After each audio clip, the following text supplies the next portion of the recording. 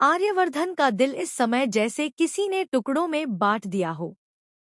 वह बेसब्री से इंतजार कर रहा था उस लंच का, उस पल का, जब अनु उसके साथ बैठकर मुस्कुराते हुए टिफिन खोलेगी और दोनों साथ में खाना खाएंगे। लेकिन किस्मत को शायद कुछ और ही मंजूर था।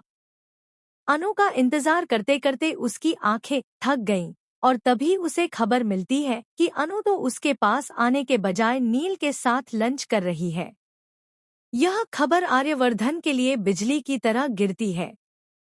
उसका दिल भारी हो जाता है और वह बिना कुछ खाए पिए चुपचाप घर लौट जाता है। लेकिन कहानी यही नहीं रुकती, क्योंकि अब दस्तक देने वाला है नवरात्रि का महा एपिसोड। वही नवरात्रि जो आर्यवर्धन और उसके परिवार के लिए सिर्फ त्योहार नहीं, बल्कि एक पवित्र परंपरा है। घर पर उसकी माँ बेसब्री से उसका इंतजार कर रही है और आर्यवर्धन थोड़ा लेट ही सही, लेकिन पूजा में शामिल होने के लिए पहुंचता है। अब सवाल उठता है, आखिर क्यों नवरात्रि इस कदर अहमियत रखती है इस कहानी में? दरअसल यह त्योहार जुड़ा हुआ है आर्यवर्धन के अतीत से, उसकी एक्स वाइफ राजनंदिनी से। राजनंदिनी के लिए नवरात्रि सिर्फ एक पर्व नहीं था, बल्कि उसका जीवन, उसकी आस्था, उसकी आत्मा थी।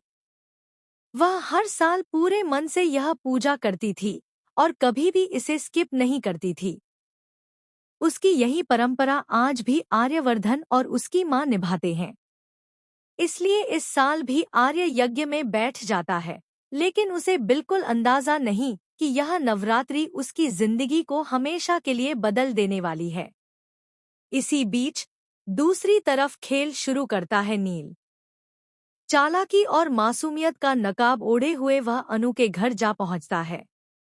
बाहर से वह बेहद प्यारा और अच्छा इंसान लगता है, लेकिन असलियत में उसके मन में कौन सी चालें पल रही हैं, यह कोई नहीं जानता। अनु की दुनिया में अपनी जगह बनाने के लिए वह हर संभव कोशिश कर रहा है।